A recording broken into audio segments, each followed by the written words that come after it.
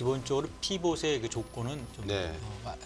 충족할 수 있을 거로 좀 기대하고 있습니다. 왜냐하면 예. 앞에 말씀드린 것처럼 연준 같은 경우는 완만한 경기 둔화와 네. 좀 경직적인 디스인플레이션에 기초해 갖고 금년 같은 경우 한 3번 정도에서 75bp 정도 인하할 것으로 예상 이미 좀 높여서 좀 보여주고 있고요. 네. 반면에 IB 같은 경우는 이제 대체로 또 상당폭의 경기 둔화와 또 디스인플레이션이 가속화될 거라고 이제 기대하면서 뭐 많게는 100bp 이상의 네. 금리가 인하될 것으로 기대하고 있습니다. 예. 피벗의 조건에 관련돼서 보면은 미국의 경기 둔화 속도라든가 디스인플레이션 방향성 이런 부분에 대해서는 지금 시장이나 연준이나 방향 같은 것 같습니다. 다만 이제 연준과 시장 간의 그 정도 차이에 네. 대해서는 좀 연준과 시장의 괴리가 있으면서 그 시기와 폭에 대해서 다소 좀 상반된 의견을 좀 보이고 네. 있습니다.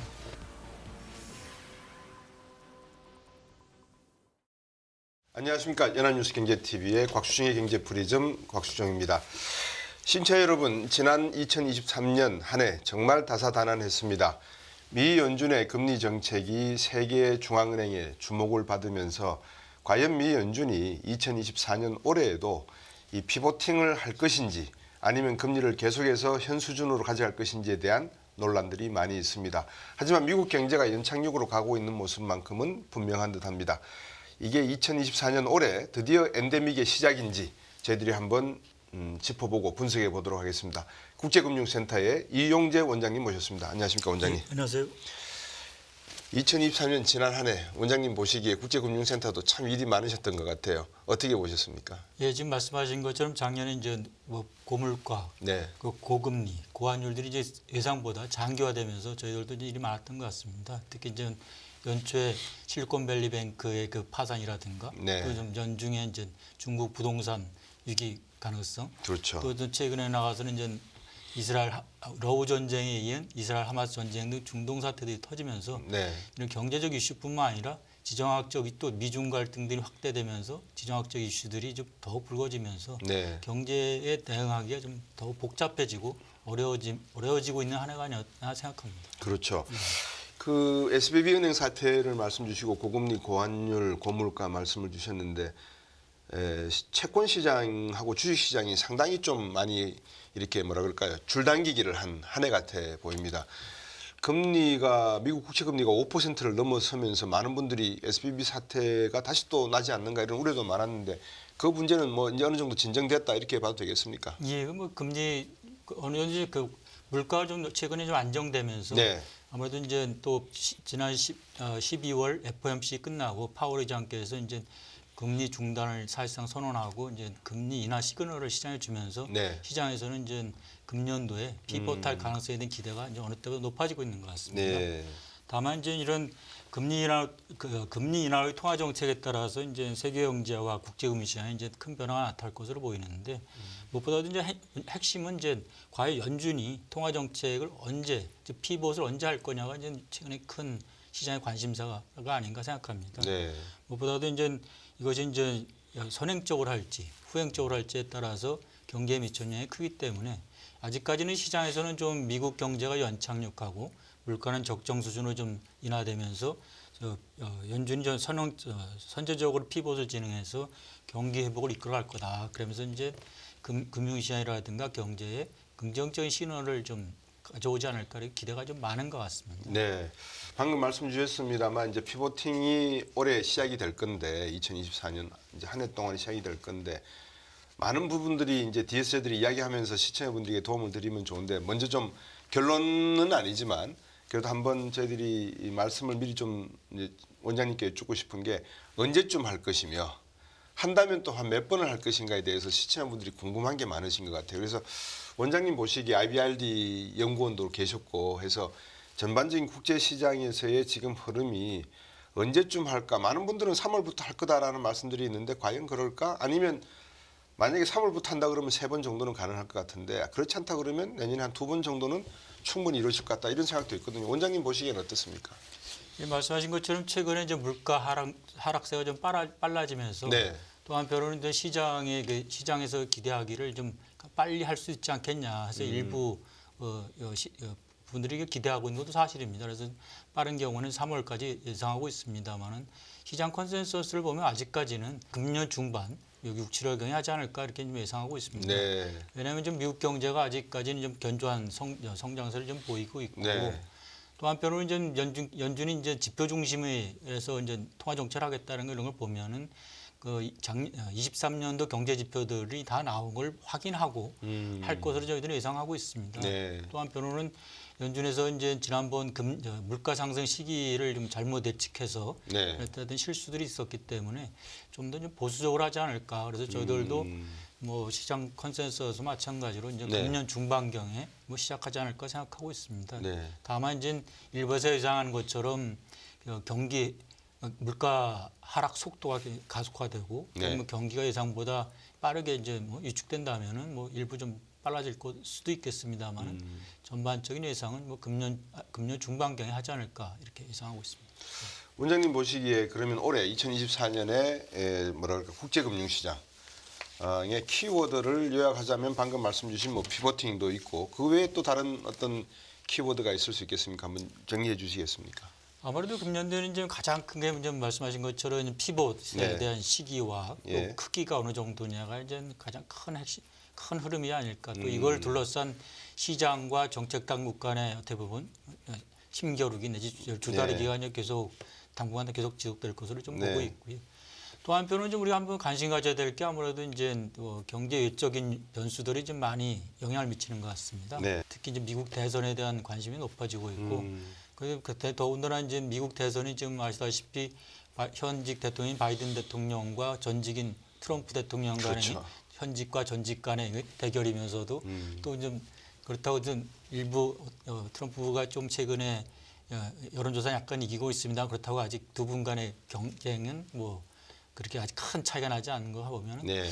아마 금년 내내 그 두 가지 이슈들 피보 시기와 크기 또 미국 대선이 누가 과연 이길 건지 이 부분들이 시장에 아마 계속 관심사가 아닐까 이렇게 생각하고 있습니다. 말씀 주신 대로 피보팅의 시기와 몇 번을 할 것인가의 문제 그리고 미 대선이 진행되는 과정 속에서 어떤 경제 정책들이 나와서 세계 경제에 또 다른 파급 효과를 가져올지에 대한 말씀 그리고 세 번째가 시장과 정책 당국 간의 줄당기기 요 문제가 있다라는 말씀을 주셨는데 어떻습니까? 미국이 지난해 2023년에 성장률이 한 2.2%대 초중반대라 그러면 올해 전망치는 좀 하향하는 걸로 나왔습니다. 2024년 IMF가 보기에는 1%대 같은데요. 미국 경제 성장세 어떻게 예측하고 계십니까? 예, 무엇보다 이제 작년 같은 경우는 미국 경제가 예상보다 굉장히 견조한, 네. 뭐 어떤 강한 그 성장세를 보이면서 네. 전반적인 그 세계 경제를 이끌어왔다고 해도 과언이 아닌 것 같습니다. 그래서 그에 따라서 물가 인플레이션 속도라 상승폭이라든가 네. 뭐 또 통화 정책 이런 것들에 좀 많은 영향을 미쳤던 것 같습니다. 그래서 네. 작년 같은 경우는 이제 23년 2분기까지 4분기 연속 2% 성장세를 유지했을 뿐만 아니라 3분기에는 4.9%라는 높은 그렇죠. 성장을 보이기도 했었습니다. 예. 특히 성장이 이제 견조한 고용 시장을 바탕으로 했는 소득 증가, 그에 따라서 민간 소비와 투자가 성장을 이끌어서 하여튼 뭐 굉장히 건강한 그 성장세를 모습을 보였던 건 사실인 것 같습니다.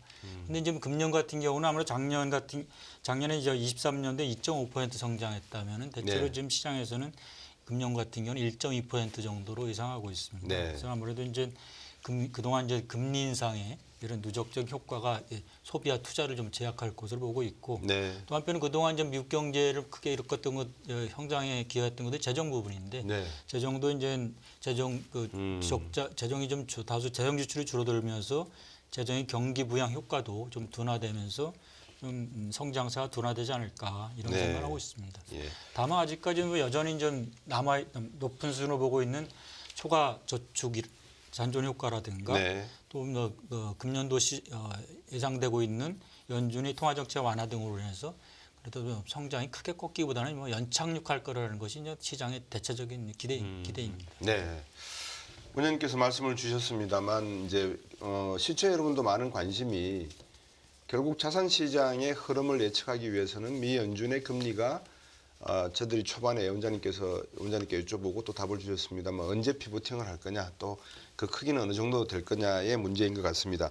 미 연준은 일단 두 가지 조건을 내세운 것 같아요. 미국 경제의 추세적 성장이 어느 정도 갈 것이냐의 문제, 노동시장의 불균형이 어느 정도 개선될 것이냐의 문제, 이런 것들을 가지고 아마 볼 건데 앞에서 말씀 주신 게 지난번 연준이 실수를 했다. 미국 경제가 그렇게 뭐 둔화세 폭발성이 있는 게 아니다라고 예측을 하는 바람에 금리 인상 시기를 놓쳐가지고 고생을 했고 비난을 받았는데 이번에는 그런 점을 감안하면 미 연준이 2023년 지난해 연말의 경기 지표를 확인하는 시점이 언제쯤 될 것이며 그 시점을 아까 3월 정도 된다고 말씀 주셨거든요. 그러면 그 시점을 기준으로 해서 몇 번을 할 것인지 한다면 한 몇 퍼센트 포인트 정도 떨어뜨릴 것인지 한번 전망해 주시겠습니까? 예. 아무래도 지금 말씀드린 것처럼 이제 피벗에 언제 할 거냐 이제 네. 그건 그 한다면 어느 정도 크기로 할 그렇죠. 거냐 이런 것 같습니다. 예. 대체로 지금 그 피벗의 조건에 관련돼서 보면은 미국이 경기 둔화 속도라든가 디스인플레이션 방향성 이런 부분에 대해서는 지금 시장이나 연준은 방향 같은 것 같습니다. 다만 이제 연준과 시장 간의 그 정도 차이에 네. 대해서는 좀 연준과 시장의 괴리가 있으면서 그 시기와 폭에 대해서 다소 좀 상반된 좀 의견을 좀 보이고 네. 있습니다.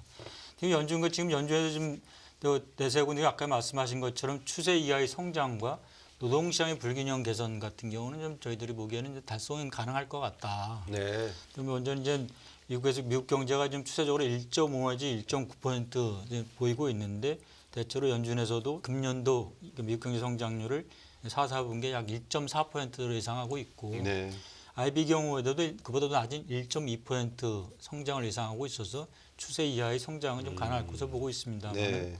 IB들 경우는 연준에 비해서도 더 낮게 저성장, 저물가, 고실업을 좀 비관적인 전망을 좀 갖고 있습니다. 그래서 특히 이제 통화 정책의 긴축효과가 나타나면서 그 소비, 투자, 재정 등도 상당히 약화되면서 경기가 네. 상당히 위축될 거다. 그러다 보니까 이제 아이비들 같은 경우는 좀 더 이른 시기에 또 폭도 크지 않겠냐 이렇게 좀 예상하고 있고요. 또 한편은 지금 또한 조건이라고 볼 수 있는 노동시장 수급 불균형에 대해서도 살펴본다면은 네. 좀 금년 같은 경우는 굉장히 노동시장이 견조한 모습을 보이면서 낮은 실업률 그리고 또 임금 상승률도 어느 정도 높은 임금 상승을 보이면서 어떻게 보면 물가 하락을 제약하는 요인으로 작용했던 것도 사실입니다. 네. 근데 연준 같은 경우는 금년도 이제 4분기에 이제 실업도 조금 높아질 것을 보면서 4.1% 예상하고 있고 네. 아이비들은 이거보다 좀 높은 4% 중반대까지 실업률이 상승하지 않겠냐 이런 생각을 예상하고 있습니다. 네. 기본적으로 피봇의 그 조건은 좀 네. 충족할 수 있을 거로 좀 기대하고 있습니다. 다만 예. 앞에 말씀드린 것처럼 연준 같은 경우는 완만한 경기 둔화와 네. 좀 경직적인 디스인플레이션에 기초해 갖고 금년 같은 경우 한 3번 정도에서 75bp 정도 인하할 것으로 예상 이미 점 높여서 좀 보여주고 있고요. 네. 반면에 IB 같은 경우는 이제 대체로 또 상당폭의 경기 둔화와 또 디스인플레이션이 가속화될 거라고 이제 기대하면서 뭐 많게는 100bp 이상의 네. 금리가 인하될 것으로 기대하고 있습니다. 예. 방금 주신 내용을 들어보니까 결국은 좀 전에 말씀드렸던 시장과 정책 당국 간의 어떤 줄당기기, 터그오버가 상당히 재밌게 재밌다는 표현이 맞는지 모르겠습니다만 아주 긴밀도를 가지고 진행될 걸로 그렇게 느껴집니다.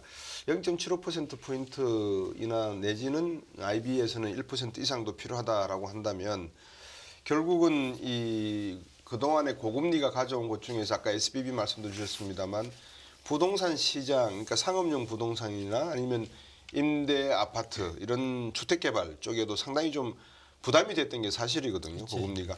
요 문제가 고금리 정책의 중요한 부정적인 요소인데 뭐 중국도 그렇고 우리나라도 그렇습니다만 부동산 시장에 미치던 이런 것도 어느 정도 완화가 될까요? 어떻게 보십니까?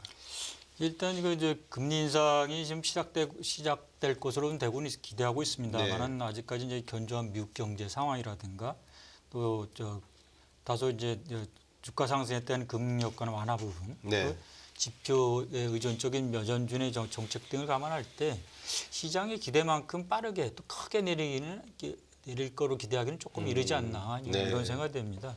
아직까지 또 한편으로는 그 금리가 내려진다고 합니다만은 아직까지 이게 국채 금리라든가 회사채 이런 시장 금리들이 예전 저금리 시절에 비해서는 아직까지 약 두 배 수준의 높은 그렇죠. 수준입니다. 네. 그래서 좀 이런 것들이 고금리 상황이 좀 완화되긴 합니다만 아직도 여전히 높은 수준인 걸 감안하면은 여기 만기도래 부채 고금리 차환 등에 따른 부담 네. 이런 또 부동산 시장에 대한 영향은 많이 계속 미칠 것으로 보고 있고요. 네. 특히 이제 그동안 이제 이런 그 금리가 높아지면서 정부의 국채 발행 금리도 굉장히 높았습니다. 네, 그래서 그렇죠. 미국 같은 경우는 재정 적자가 확대되면서 작년 같은 경우는 이제 GDP의 6.3%까지 확대되고 그때 국채 상장했다는 이자 지급 규모가 20년에 3,455억 불에서 23년에 7,100억 불로 약 2배 이상 증가하는데 부담이 좀 가중되고 있고요. 네. 아시다시피 좀 작년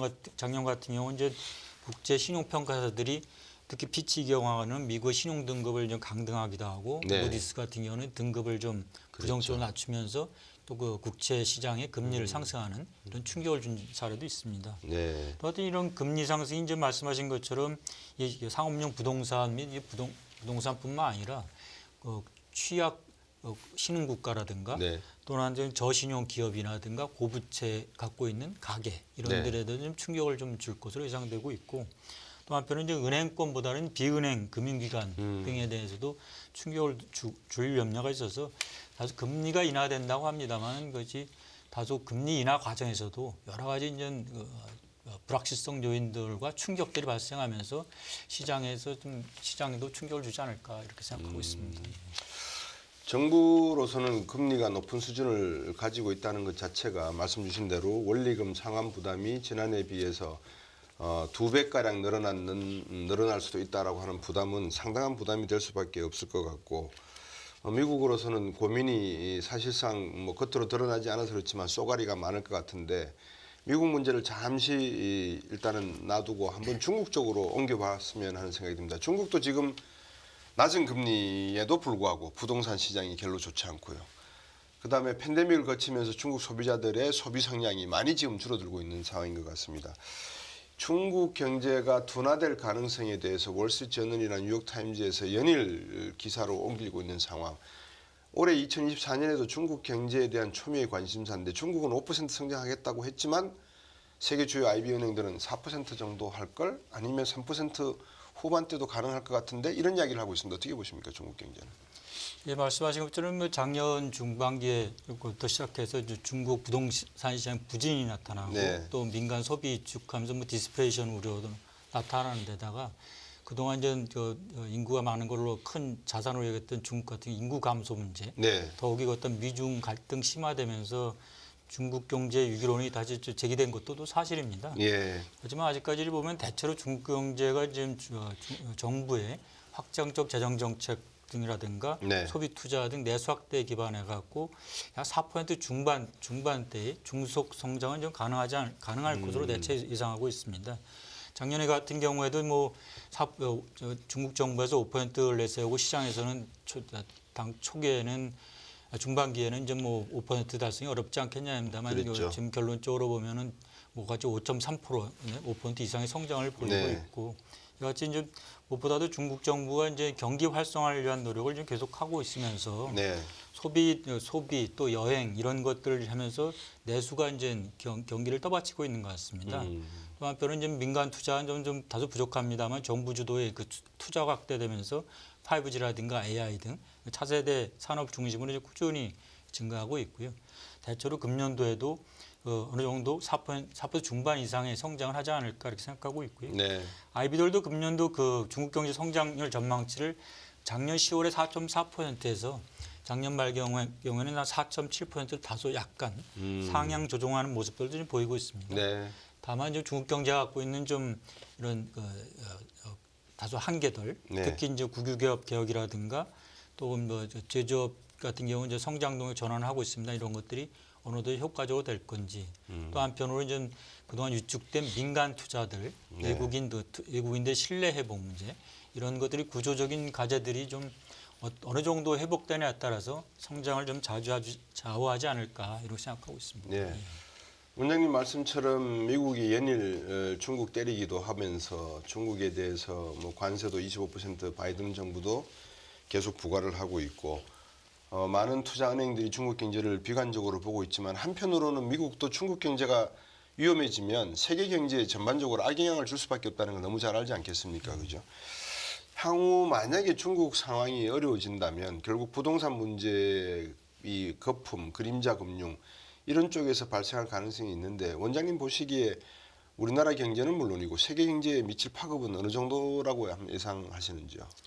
예, 중국 경제가 이제 WTO 가입 이후 세계 경제에서 차지하는 비중이 이제 매우 빠르게 그렇죠. 특히 이제 글로벌 금융위기 이후에 이제 중국 경제 역할이 어떻게 보면 세계 경제를 견인하는 이런 역할을 해왔지 않습니까? 네. 그런데 중국 경제가 세계 경제 GDP에서 약 18% 정도 차지하고 있고 네. 교육 부분에서도 약 15% 정도 차지하는 비중이 큽니다만 더욱이 그 성장 기여도 측면에서는 최소한 25% 이상을 좀 바라보고 있습니다. 그렇군요. 그래서 때문에 중국 경제의 위축인 세계 경제의 성장에 큰 부담으로 작용할 거로 보고 있고요. 네. IMF에서도 이제 작년 4월에 좀 발표한 거 보면 향후 5년간에도 중국 경제의 세계 경제 성장 기여도를 약 22.6%로 측정했습니다. 예. 반면에 이제 인도 같은 경우 12.9, 미국 같은 경우 11.3으로 예측하고 있어서 예. 여전히 이제 중국 경제의 세계 경제 성장에 견인하는 역할들이 인도나 미국에 비해서 약 2배 가까운 이 정도로 좀 예측하고 있습니다. 그래서 여기 만약 중국 경제가 1% 둔화한다면은 다른 나라의 무역 등의 경로를 통해서 약 0.3% 하락할 것으로 IMF에서 예측하고 있는 거 네. 보면은 이런 중국 경제 위축이 세계 경제에 많은 영향을 미칠 거고 특히 우리 같은 이제 대의존도가 높은 한국 경제 입장에서 보면은 그렇죠. 중국 시장의 위축이 우리 수출 위축뿐만 아니라 특히 동남아 중국 경제와 연관되어 있는 동남아 시장도 같이 성장세가 제약되기 때문에 어떻게 보면 우리 경제에도 이제 많은 충격을 주지 않을까 이런 생각하고 있습니다. 분명 올해 2024년에는 중국 공산당 정부도 시진핑 총서기도 경기 부양을 안 할래 안 할 수가 없는데 효과가 있을 거라고 예상하십니까? 어떻습니까? 근데 중국 경제에서도 경기 이제 활성화의 필요성을 이미 인식하고 있어서 네. 일단 부동산 경우 같은 경우는 작년 8월, 7월 정치 공작회 이후에 네네. 적극적인 좀 활성화 대책을 내놓고 있고 더욱이 이제 중국 정부에서 직접 1조 위안 규모의 국채 발행을 하고 지방정부 재정 지원 등을 통해서 좀 경기 부양노를 적극적으로 하고 있습니다. 네. 그런 걸 보면은 경기 회복에 그 뒷받침하려는 노력은 좀 분명히 하고 있는 것 같고요.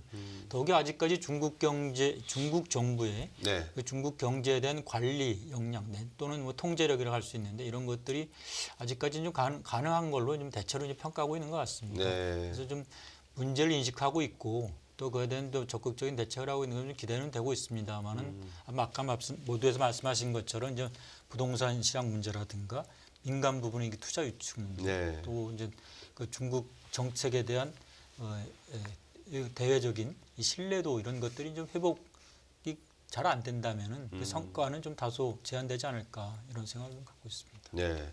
아무래도 말씀 주신 대로 미국이 세계 경제 GDP의 한 20%대, 중국이 18%, 전 세계 GDP의 한 40% 정도를 미국과 중국, 홍콩이 이렇게 아우르고 있는 과정 속에서 중국 경제의 위축은 세계 경제 위축으로 가져올 수밖에 없다.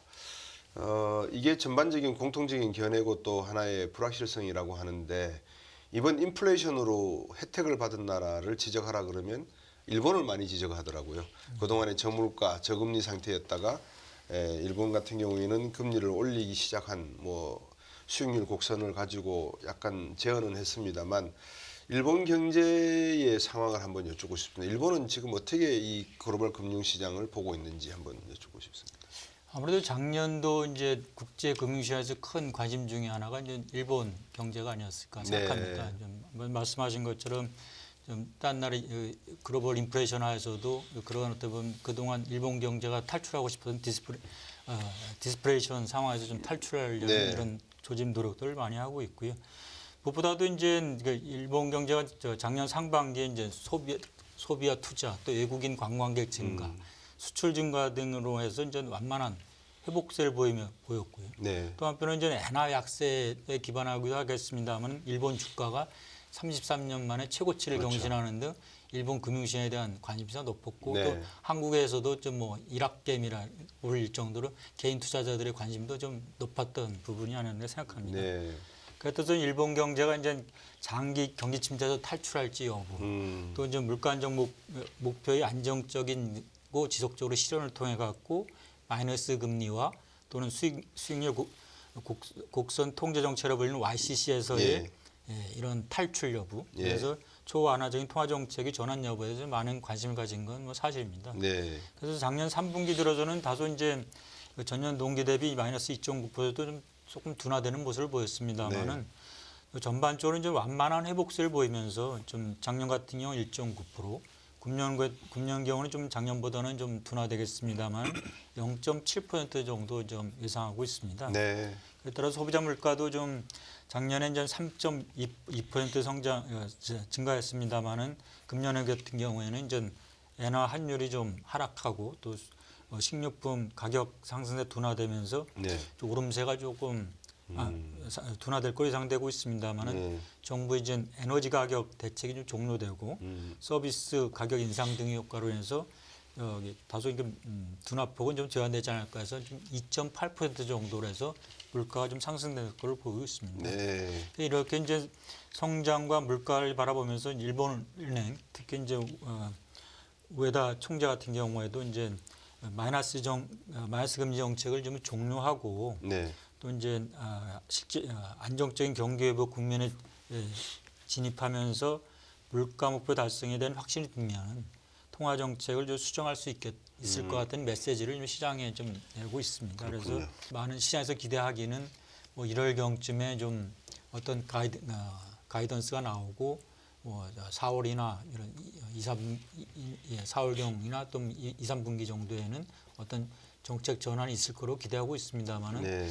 아직까지도 좀 이 물가 상승 추세에 대한 좀 더 확인이 필요하지 않을까 이런 생각이 듭니다. 네. 당국에서 하고 있는 것이 이제 임금 상승을 수반하는 2%의 안정적인 물가 목표를 좀 제시하고 있는데 여기 작년에 이제 임금 상승했고 금년도에도 이제 일본 정부에서 약 5% 정도의 물가 상승을 좀 하겠다고 해서 제시하고 있습니다만은 임금 상승 명목 임금은 상승했습니다만은 실질 임금 측면에서는 좀 다소 감소되는 모습도 보이고 있어서 네. 조금 더 이런 과연 내수 회복에 따라서 인플레이션을 견인할 수 있을 건지 네. 이런 부분들이 아마 좀 관건이 되지 않을까 생각하고 있고요. 네. 또 한편으로는 좀 일본 제 개인적인 생각입니다만 일본도 지금 정치적인 일정 등이 좀 그렇죠. 많이 복잡한 것 같습니다. 그래서 이러한 그 경제적 상황과 정치 일정 이런 것들이 좀 맞물리면서 좀 조심스럽게 살펴봐야 되지 않을까 생각하고 있습니다. 네.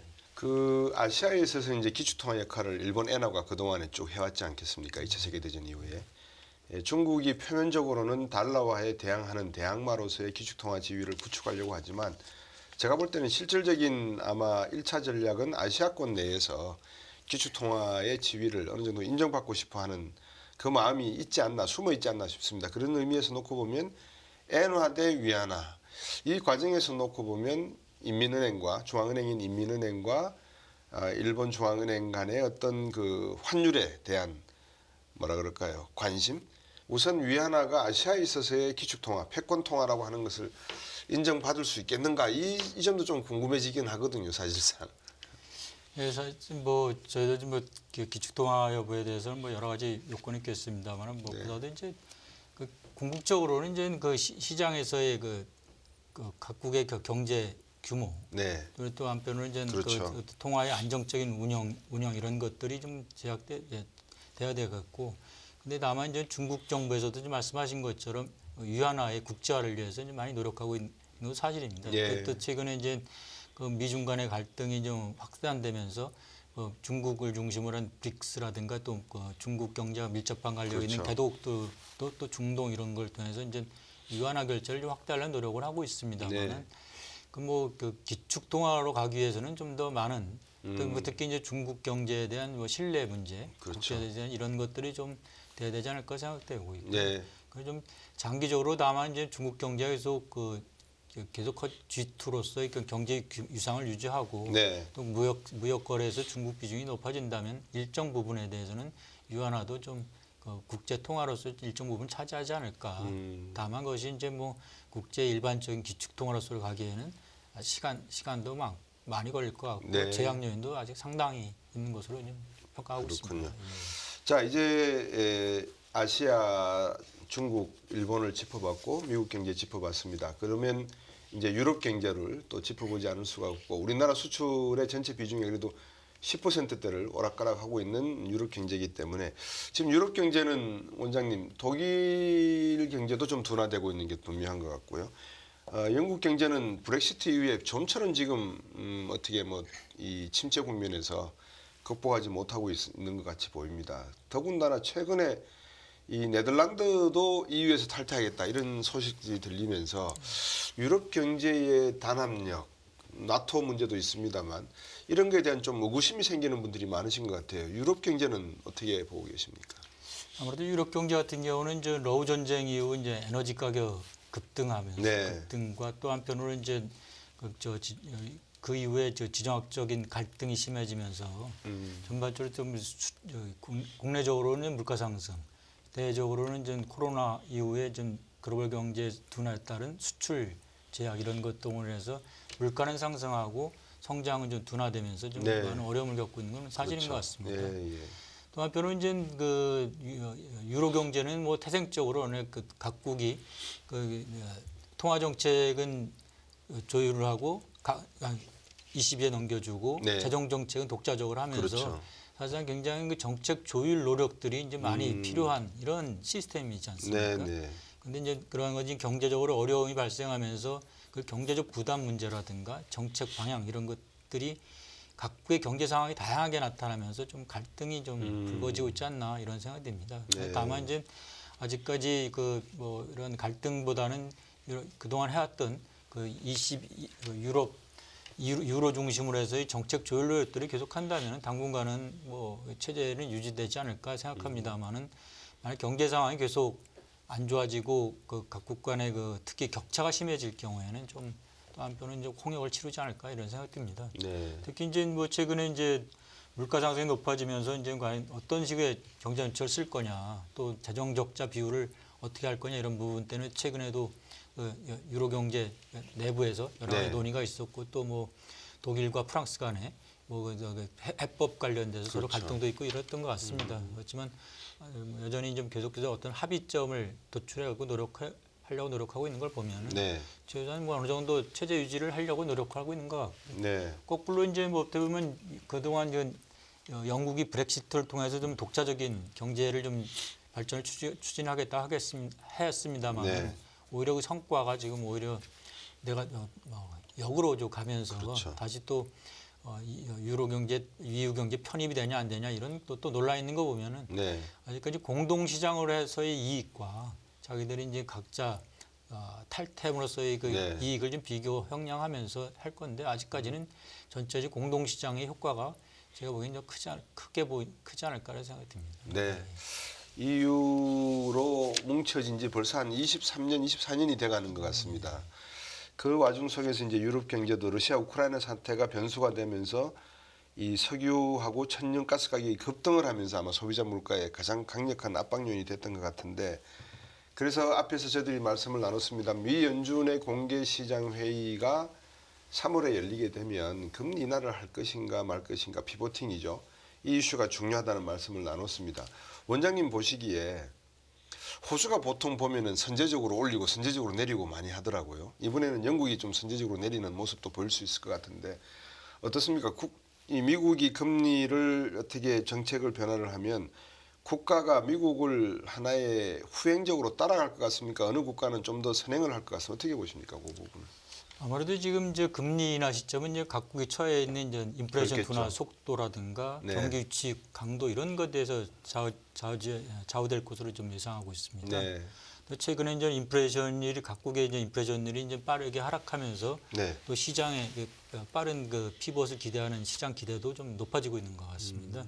근데 대체로 보면 좀 미국 경우는 이미 12월 FOMC 회의에서 네. 내년도 한 3회 정도 금리 인하를 시사하고 있고 그렇죠. 그리고 시장에서는 이보다 더 공격적으로 뭐 6회 이상까지도 좀 내다보고 있는 네. 점을 보면 좀 미국이 좀 다른 데보다 좀 빠르지 않을까 이렇게 생각하고 있습니다. 왜냐하면 좀 유럽의 같은 경우는 ECB라든가 영국의 BOE 같은 경우는 여전히 이제 물가가 좀 최근에 하락되는 모습을 보이고 있습니다만은 그렇죠. 베일리 EOE 영국은행 영란은행 총재라든가 라가르도 ECB 총재 같은 경우는 물가 안정에 큰 방점을 두고 있습니다. 그래서 시장에서 기대하는 기보다는 좀 다소 후행적으로 좀 네. 천천히 좀 물가 하락 속도를 좀 더 지켜보면서 예. 할 것으로 좀 기대되는 거 보면은 아무래도 좀 미국이 좀 더 앞서고 나머지 이제 유럽 국가들이 좀 뒤따르지 않을까 좀 이렇게 생각하고 있습니다. 네.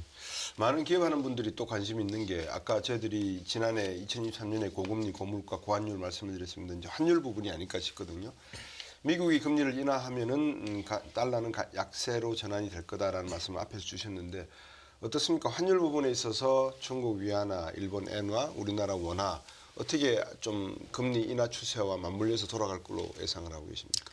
예, 아무래도 이제 가장 글로벌 외환시장에서 지금 바라보고 있는 것은 이제 미국이 금리 인하에 따라서 이제 그렇죠. 전체적으로 이제 달러 표시 금융자산에 대한 좀 수요가 감소되고 그에 따라서 달러 가치도 하락할 거라는 게 이제 일반적인 기대인 것 같습니다. 그래서 작년 10월 경에 이제 달러 인덱스 같은 경우도 107까지 올라갔었습니다만은 네. 작년 말 경우에 이제 거의 100 수준까지 이제 그렇죠. 하락했고요.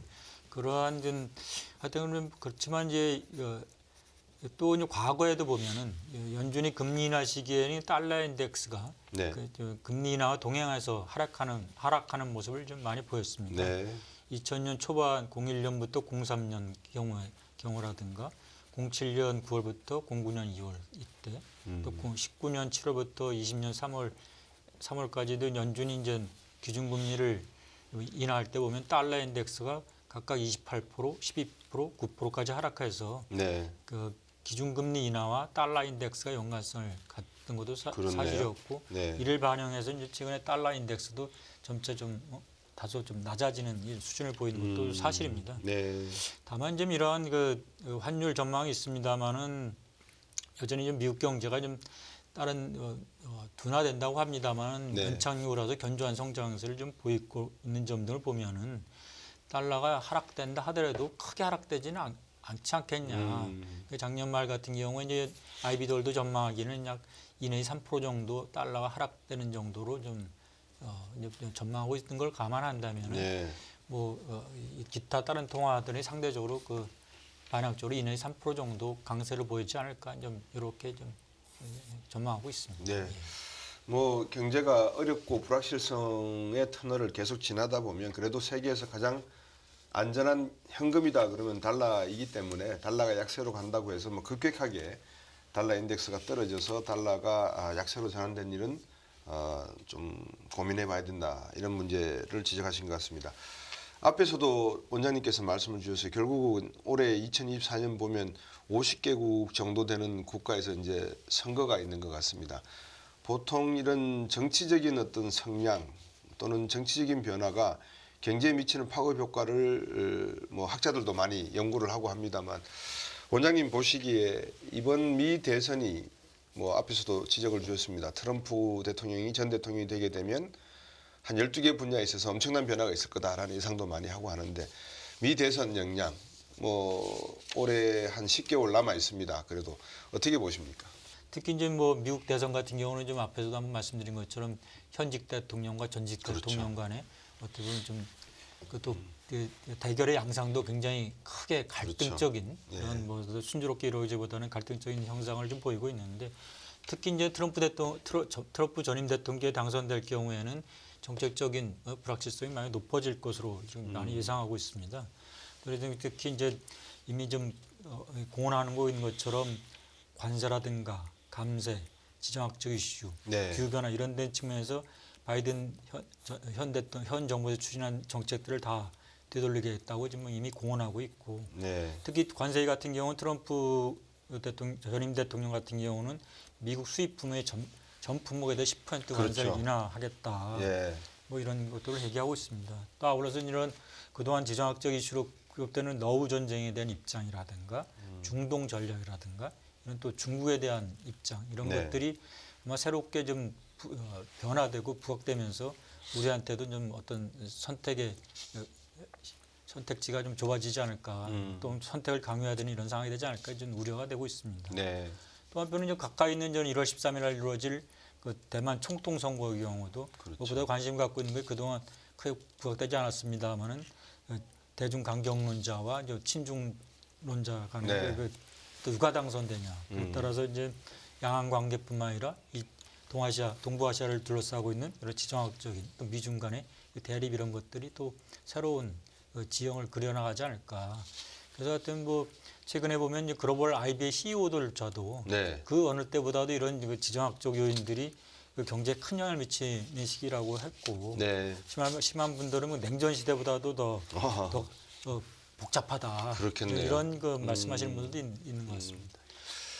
이 제가 국제금융센터에서 발행되는 데일리 여러 가지 정보를 구독을 하면서 보고 있습니다만 이용재 원장님이 취임하시고 난 다음에 바뀐 것 중에 하나가 이 시의성을 상당히 이 순발력 있고 빠르게 다루어 주시더라고요. 예를 들면 이스라엘 하마스 전쟁이 터졌다 그러면 이걸 매일 데일리로 지금 업데이트 해주고 계시고 중국 부동산 사태도 지금 매일 데일리로 지금 올려주시고 있는 것을 볼 때 국제금융센터의 역할, 우리 정부에 계시는 분도 그렇고 기업에 계시는 분들도 국제금융센터에서 내놓는 여러 가지 정보가 상당히 시의성이 있다는 것을 한번 제가 말씀을 드리고 지적을 주셨습니다만 지정학적인 리스크 문제, 미 연준의 금리 정책, 그다음에 부동산 정책과 어떻게 맞물릴 것이며 재정 긴축에 들어갈 경우에 어떤 파급 효과가 있을지, 그리고 중국 경제의 연착륙 문제도 남아있다는 점, 일본 경제 짚어봤습니다만 금리 인상을 가도 크게 올리지는 못할 가능성이 있는 것 같고요. 일본도 하나의 변곡점에 와 있는 것 같습니다.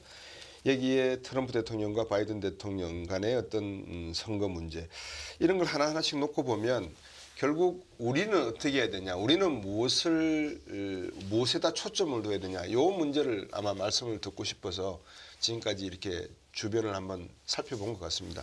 원장님 보시기에 우리 국내 금융시장이 아마 올해에 2024년도에 가장 주의 깊게 지켜봐야 될 것이 있다면 어떤 내용들이라고 보십니까?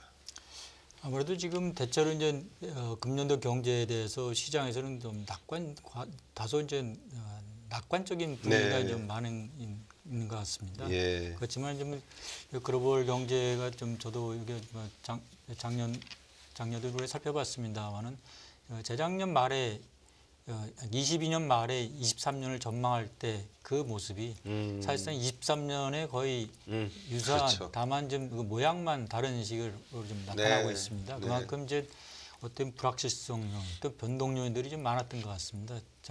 작년 같은 경우도 저는 예상하지 못한 실리콘밸리뱅크 사태라든가 중국 부동산 문제, 또 온다는 좀 예상보다 길어진 러우 전쟁에다가 이스라엘 하마스 전쟁 이런 것들이 불거지고, 더군다나 이제 미중 간의 갈등도 좀 다소 구체적으로 나타나면서 그러한 피해들이 이제 한국 경제에도 직접적 영향을 미치고 있거든요. 네. 그런 거 보면은 금년도 경우에도 우리가 이제 글로벌 이런 또 앞편으로 아시다시피 우리가 한국 경제 같은 경우는 대의존도가 그렇죠. 높기 때문에 네. 수출 주도의 경제가 아니겠습니까? 네. 그렇지만 제가 생각하기는 금년도 이제 통화 정책이 완화된다고 하지만은 네. 실질적으로 전체적인 글로벌 경제 성장세는 둔화되고 있는 모습입니다.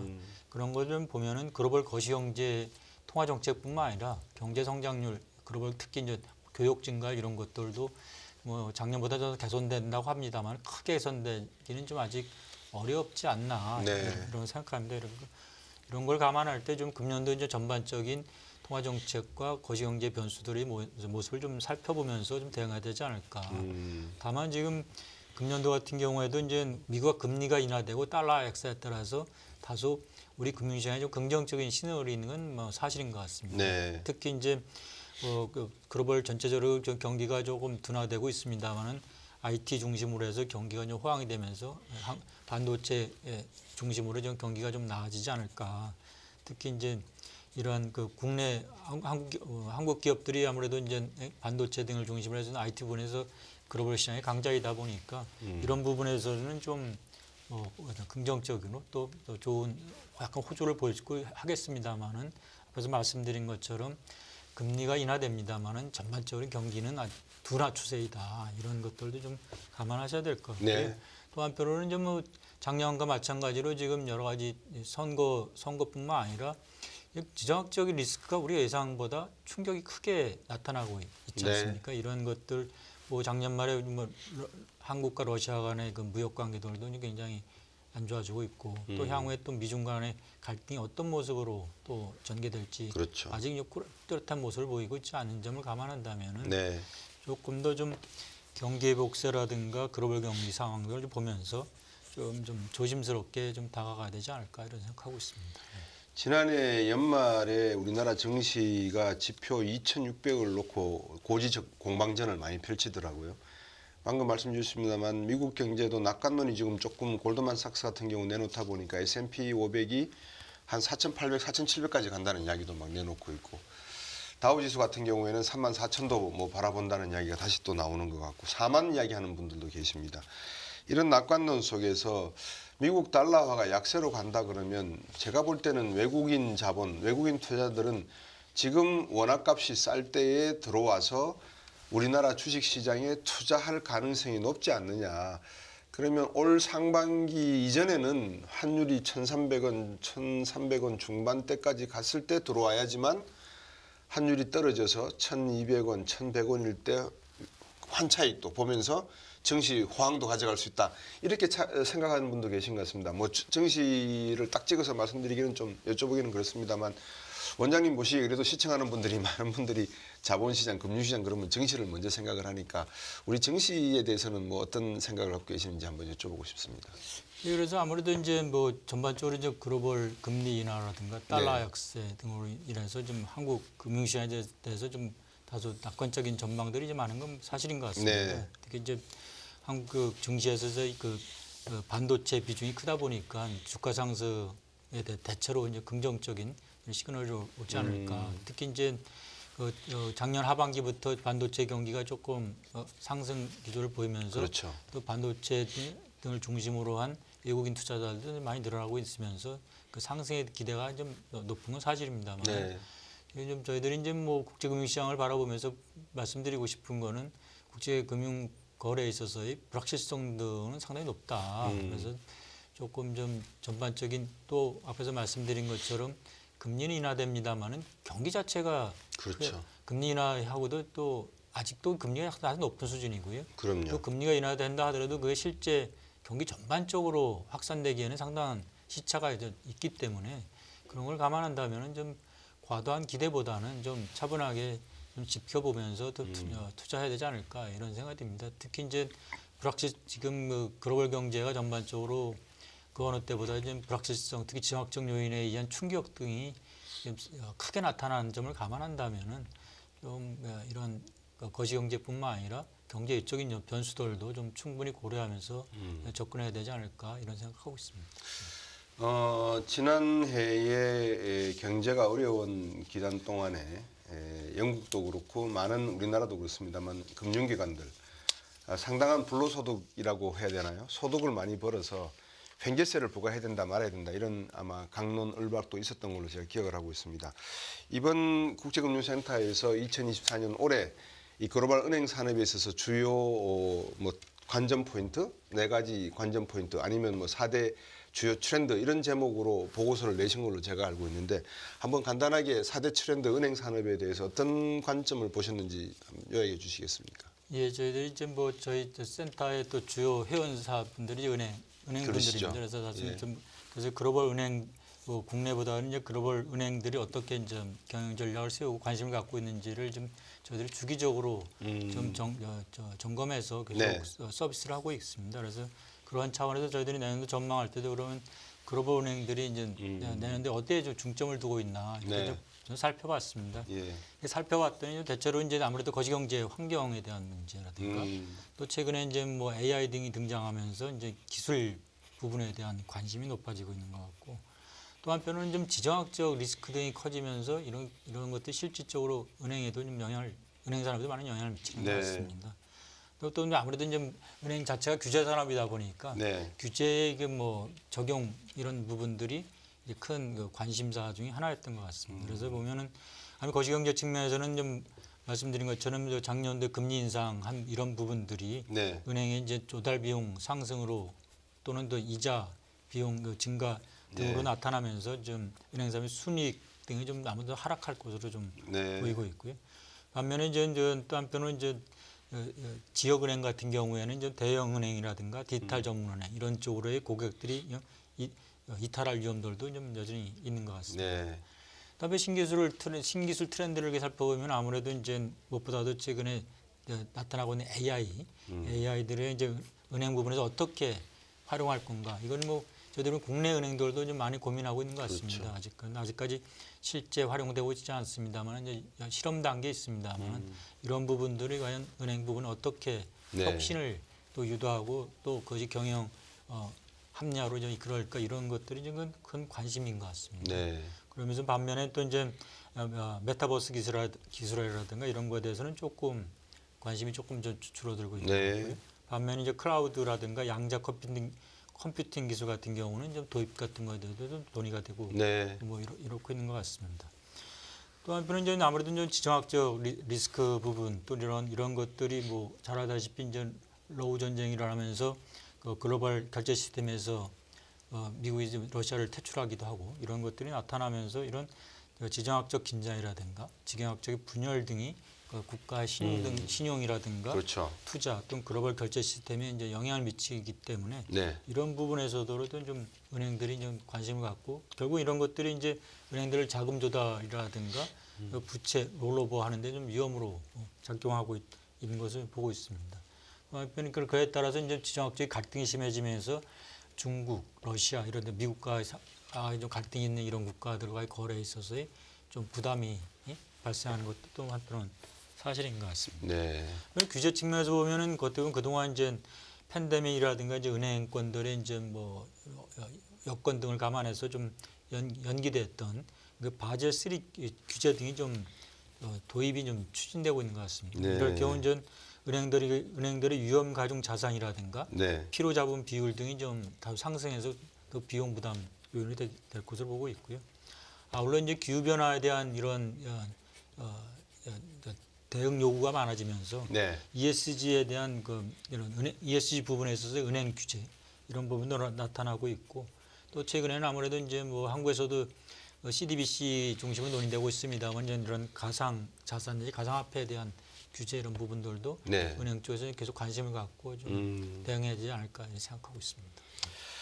예, 연합뉴스 경제TV 곽순희 경제프리즘이 올해 들어서 두 번째로 이용재 국제금융센터 원장님을 모시고 시청 여러분들과 함께 글로벌 금융산업에 대해서 말씀을 나누는 이유는 아마 올해도 가장 중요한 이슈가 글로벌 경제 중에서 뭐 여러 가지 4가지 정도 되는 말씀을 주셨습니다만 지정학적 리스크라든지 또 미국 경제, 중국 경제, 유럽 경제 전반적인 중앙은행의 금리 정책, 또 재정 정책의 여파, 그다음에 부동산 시장의 어떤 경기 변화, 그리고 전반적인 경기 둔화 이런 말씀을 주셨습니다만 결국은 올해 한 해 여러 가지 이런 이슈들이 얽히고 설키면서 어떤 방향으로 우리가 투자라든지 우리 자산을 지키는 데 있어서 참고를 하셔야 될지에 대한 조언의 말씀을 여쭤봤습니다.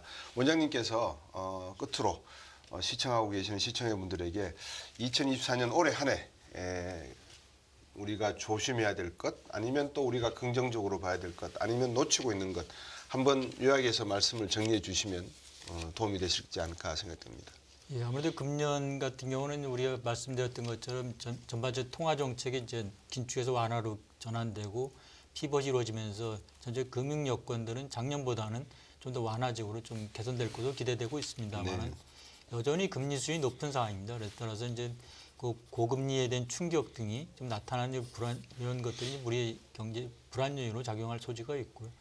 또 한편으로는 아까 모두에 말씀드렸던 것처럼 이런 금리가 인하된다고 합니다만 여전히 이제 경기는 네. 글로벌 경제 전체적으로 좀 작년보다는 좀 더 둔화될 것으로 보는 게 일반적입니다. 그런 걸 보면은 그 금리 인하가 실질적으로 경기 회복 속에 가시화되기까지는 상당한 시차가 있을 수 있다. 이런 점을 좀 유념을 하셔야 될 것 같고요. 또 한편으로는 여전히 이제 미중 간의 갈등이라든가 러우 전쟁 같은 이런 전쟁들이 끝나지 않은 이런 데 발생하는 지정학적 리스크. 더 나아가서는 이제 중장기적으로 보면은 뭐 미국이나 유럽 등 또 일본까지 돼서 이제 선진국들이 그 보호무역적인 경향 등을 좀 보이면서 글로벌 교역 등이 상당히 좀 위축이 될 가능성이 높습니다. 네. 그런 걸 감안한다면 이런 대외 의존도가 높은 한국 경제에서는 굉장히 또 하나의 도전, 비록 그 통화 금융시장이 완화된다 하지만은 반면에 다른 한편에서는 굉장히 도전적인 상황이 전개될 수도 있다는 점을 좀 유념을 하시면서 너무 낙관적인 뭐 기대, 또한 낙관적인 기대보다는 좀 뭐 제가 가끔 저 내부에서 표현하고 있습니다만은 여기 얼음판 사고는 봄철에 나지 않습니까? 아, 그렇죠. 예, 좀 금리가 완화된다 하더라도 좀 조심스럽게 좀 봄철에 얼음판 지나가듯이 조심스럽게 대응하는 것이 네. 현명하지 않을까 이렇게 생각하고 있습니다. 네. 자, 시청자 여러분, 2024년 올해 한 해 시작하시면서 이 미 연준이 금리 인하의 피보팅을 시작한다는 것은 분명히 춘풍인 것은 맞는 것 같습니다. 하지만 이 춘풍이 이 본격적인 봄의 기운을 나타내기 전에 우리가 잘 알고 있지 않습니까? 3월 한 달 꽃샘추위라는 게 있습니다. 이 꽃샘추위가 길게 갈 수도 있고 짧게 갈 수도 있을 것 같습니다. 아직 세계 경제가 봄의 날개를 활짝 펴기까지는 다소 시간이 걸릴 수 있으니까 미 연준의 금리 인하 소식을 들으시고 이것이 마치 봄, 여름이 시작됐다라고 생각하시는 것은 조금 성급하다라는 말씀을 이용재 국제금융센터 원장님께서 주셨습니다. 지정학적 리스크 요인, 미중 경제 갈등 요인, 그리고 대선의 어떤 정치 경제적인 요인, 그리고 부동산 시장과 노동 시장의 불균형 개선의 문제, 그리고 양극화와 이 빈곤율의 문제 등등은 우리 사회가 해결해야 될 중장기적인 과제이지만 앞으로 2024년 한 해 금리 인하 시점과 함께 맞물려서 우리 경제가 고민해 봐야 될 그런 내용인 것 같습니다. 오늘 원장님 좋은 말씀 잘 들었습니다. 감사합니다. 감사합니다.